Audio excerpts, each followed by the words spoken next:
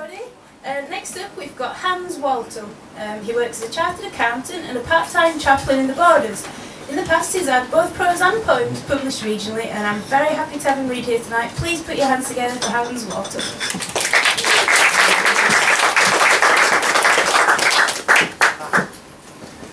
Chaplaincy, sometimes it's a special day. We touch souls, feeling before knowing, open to, hoping to, giving unconditionally a channel for something, passing through, going on, leaving us empty, full, waiting, wondering, why, how, what next, yet knowing that just this once, I have been in the right place.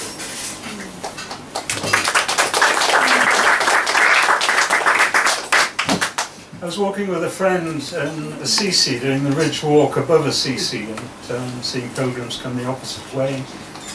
And it's above the tree line, and there are just butterflies everywhere. There's no pesticides yet so there.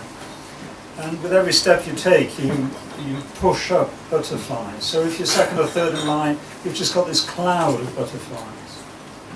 The Italian, of course, for butterfly, farfalla. Butterflies arising, step by step, breath by breath, gracing days, ways, pilgrims and walkers alike. Resting softly, flying gently, stroking the air with gentle kisses, adding colour to an arid ground. Breath-seeking lungs, tormenting the air, grasping for life, yet softly, so softly, farfalla flit by, for you and I.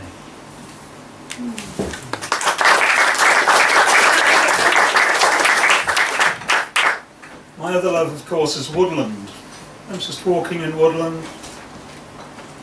Light piercing through eyes in the forest canopy, pulling gentle greenness onto a verdant floor, filling the pregnant bushes, pulsing God's heartbeat in the cool of the morn. Heavy and languid, probing dark shadows, seeking the cool in pool and the earth, filling the roots of gnarled old oak trees, pulsing the noontime steady and slow.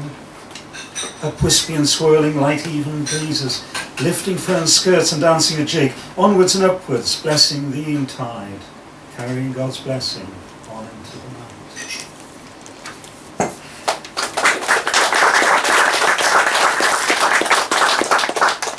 On a more fundamental, perhaps carnal note, a date. Coffee, quoth he. Maybe, said she. When? Asked he. Soon, demurred she. Where? Quizzed he. A gallery, mumbled she. On the mound, suggested he. Perfect, reflected she. When? Inquired he. Wait and see, was her reply.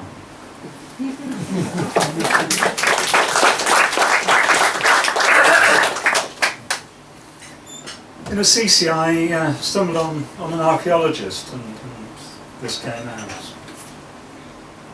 To dig the earth between my fingers, delving, searching, seeking understanding. Others plant seeds, I seek roots, unearthing lives, reversing ashes and dust, recreating Adam.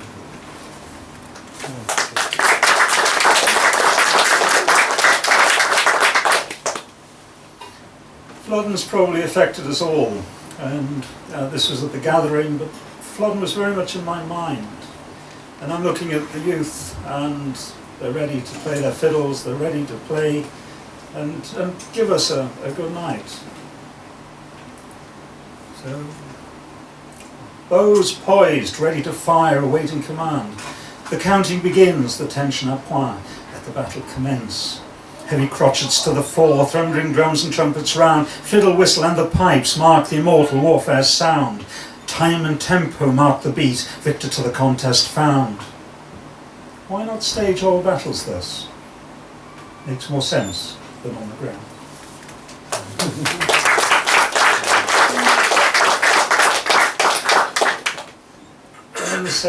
In the same vein, war. The footprint of Cain washed out by mother's tears. Refill that night with blood, fresh blood every night, every year. Each time that love fulfills its destiny, washes the dust away to create new life again. Each time that life is stolen, in war, in strife, again.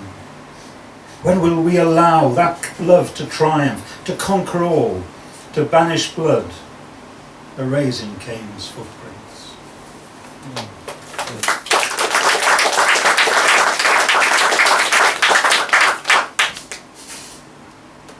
The greater spirit, however you perceive it. Being still, knowing you, listening to you, knowing me. Being still in awe, aware of greatness beyond imagining. Being still in your presence, alone, together, as one.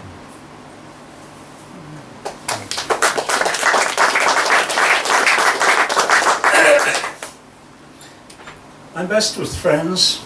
I'm blessed with friends who feed me. And this was after a smale home supper with a beautiful moonlight when we went for a walk. The moon, orange up high on a string, suspending the chariots in disbelief. Soft craters like markings on the friend of a face, with kind light showing the paths walked with friends in friendship. And in the kitchen, warm and snug, standing guard, unobtrusive yet observant, touching sentiment with bathing light, caressing the table, the wine, the sight, with blessings.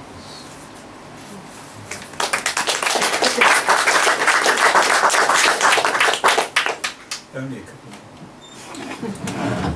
A friend was ill in hospital, and alas, I couldn't visit, or at least not as frequently as I wanted to. So I wrote a series of poems, and it was actually an interesting discipline. A spring morn. Yellow carpets creeping up the downy banks, virgin ferns shimmer in the fragile sunlight, scolding the primroses for their brashness. Beach and large, subtly challenging, testing our senses for spring's tendrils warm, clay and earth, the edge has lost me, life, to be sure, is beginning again.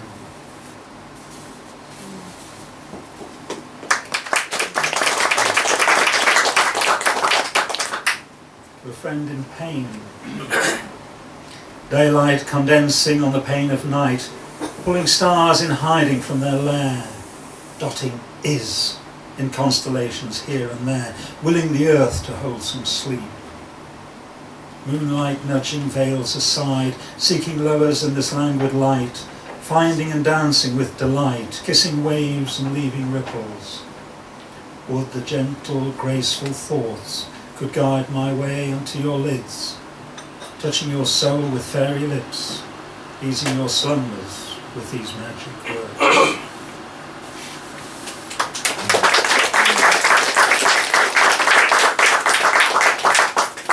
And the last one, forgiveness. Another sunshine, smiles, induces talk, laughter, makes life worth living. Thank you.